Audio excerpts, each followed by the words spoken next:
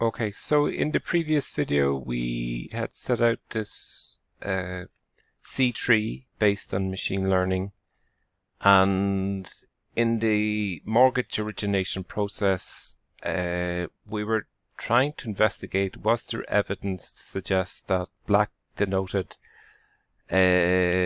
resulted in a lower LVR. A lower LVR would imply a form of perhaps a form of hard credit rationing where you're demanding from black mortgagors to put in higher level of equity to safeguard the loan. Again, it could be prudential, but it also would be suggestive of a discriminatory type policy. What we observe here is when we compare node 5 to node 7 and node 8, at least at first glance, the LVR is in fact, and again, at first glance, we don't evidently observe that. We do notice that it's a little bit tighter perhaps, and the ranges here are a bit wider. But overall, the LVR is higher here and lower when the category is designated as being non-black. Likewise, for the higher mortgage credit score, for the poorer credit mortgage score, so when MCS is above 1, again, at first glance, when we look here, the loan to value ratio is higher than the other two categories. So when we compare node 10 to node 12 and node 13, it appears as if the LVR here is higher than the other two. Now, that's not, at least here, at least higher than this, not 100% sure. So in order to get a better read, not just by eyeballing, but actually maybe to get some figures here, perhaps we could isolate out each of the different buckets in the tree. And the way I propose to do that, so that we can get some kind of concrete measures, comparing node 5 to node 7 and 8, and node 10 to node 12 and 13, is I go back into the script here, and okay, we can turn off our graph. It's not strictly necessary. And then I just isolate, and I invoke the dplyr library, data transformation library, part of tidyverse, and that allows me to use the syntax of filtering. And so I want to set out node 2, and I'm going to follow with one small exception. I'm going to set the value here, instead of 2.16 or 0.216, I'm going to say that node 2 is captured by values less than 2.17, less than or equal to 2.17. So I'll run that. And okay, we can then have a look at least at first glance here, it's 161 values. And again, if I zoom here, perhaps I need to keep this alive, zoom here, we also observe 161, okay? Then next in line here is node 5, it's a terminal node, and again it should be higher, the DIR should be higher than 2.16, MCS should be less than or equal to 1, and yes, black. And I impose those conditions here, deny, no. So again, I've taken for all the population, deny is no.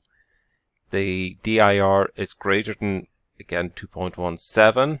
I'm saying less than 1, yes, black. And I run that, and ND5 is 39 values.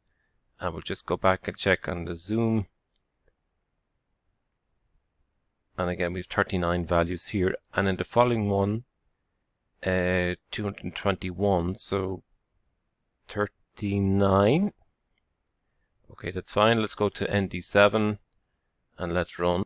And ND7 has 211 values. If we compare here, we can see that also 221. And then we look for ND8, which is the same as the ND7, except the last condition should be greater than the DIR should be 0.32.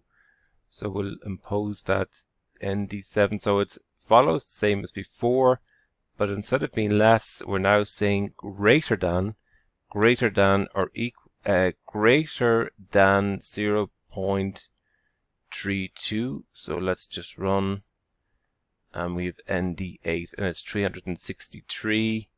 And I'll go back in and just check against the diagram here for a moment. 363. Okay.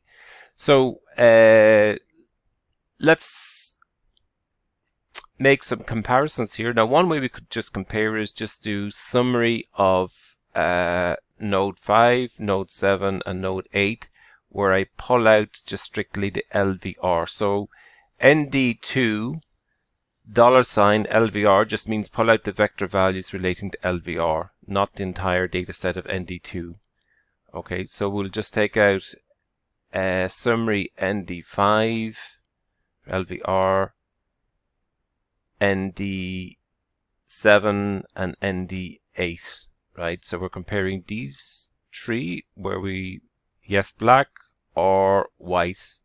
And if we take the median value, interestingly, for ND5, the median value for LVR is higher, not lower, it's actually higher than for the white analogs, right? So for the black cohort, it's higher. For the lower, for the white analogs, white cohorts, the median value is higher, right? Suggesting a more conservative type lending practice being applied. Likewise, we see something similar with the mean also. Okay, we can do the same. Then we want to compare. If we want to compare the final tree, so again, if the mortgage credit score is higher than 1, that suggests of being less good credit quality, and black, so that's 10, or the two white categories, comparing these three together. So we want to get ND10 and node, get the values here, this node, and get the values here in this node. Okay, so we try to isolate those. So we come back up here and run ND10, ND12, ND13, and then we isolate. We can summarize, get the summary of ND10, ND12, ND13, just pertaining to the loan to value ratio, and come down and make the comparison. And again, what we want to investigate, is there evidence that a lower loan to value ratio, in other words, a more conservative type lending policy, was being applied to African Americans. And again, the evidence is not at all suggesting that. In fact, the opposite. What we observe is that the loan to value ratio for African Americans is actually higher, right? Comparing the African Americans against non-black or white mortgagors. Now, this is not entirely inconsistent. There's a paper by Fed Reserve economist Bostic, right? And just take a little quote here. Again, this is page, let me see. Well, we just read the quote. This is the results of the research, but these results are consistent with the proposition that lenders may use different rules of thumb in considering loan applications across races. The preceding analysis suggests that these differences have very particular quality. Minorities are not penalized along loan-to-value dimension, as rejection probabilities for minority applicants do not vary over a wide range of loan-to-value ratios. On the other hand, minority applicants face significantly more stringent debt-to-income requirements. Further, the influence of race changes over ranges of these variables. These divergences in outcomes based on race decrease as the applicant's debt burden decrease and as loan to value ratio increases.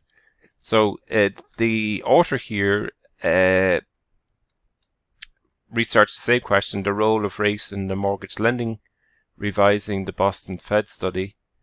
And then the abstract, the paper re-examines claims that non-economic discrimination persists in mortgage loan origination decisions. I find that racial differences in outcomes do exist, as minorities fare worse regarding debt to income, so that's our DIR, and we found that evidence also in the Logat model, less strongly in the machine learning model, but some evidence from machine learning requirements. So fare worse regarding debt to income requirements, but better for loan to value requirements. Overall, significant racial differentials exist only for marginal applicants and not present for those with higher incomes or those with no credit problems. Thus, the claim that non-economic discrimination is a general phenomenon is refuted. Further, I can say little regarding the existence of discrimination among marginal applicants. Okay, so the evidence is mixed, but there is evidence from our Logat model and from the machine learning model, the earlier machine learning models developed by Halvarian. If we go to his paper for a moment. Okay, if we go to Halvarian's paper, who was chief economist of Google and also well-noted microeconomist, he investigates this phenomenon. Also, he builds this machine learning tree, some evidence of discrimination. Again, this is where the outcome is no longer loan to value, but we're looking here at approval, denied approval or not, right? Yes or no, denied approval or not. And the evidence is a bit mixed, right?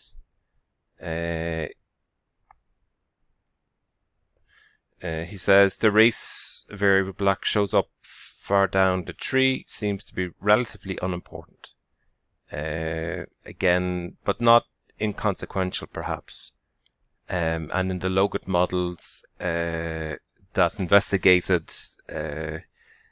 this, trying to classify mortgage approval or not as a 0-1, we found that with the Logat model there was evidence for some discrimination.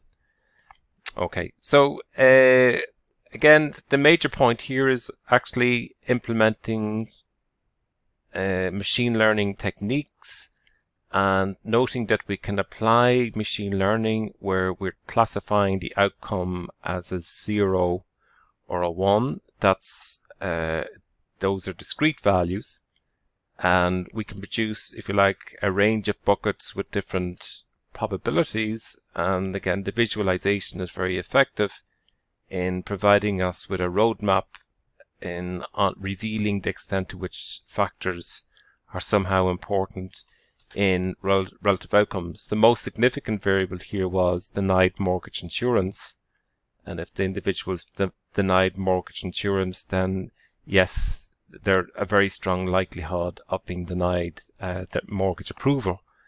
In the output that we have from our graph, right, in this instance, when I generate these buckets, it's not a discrete variable here we're predicting, it's actually a continuous variable, and that was for the loan to value ratio. That was for the loan to value. Okay, I'll leave it there.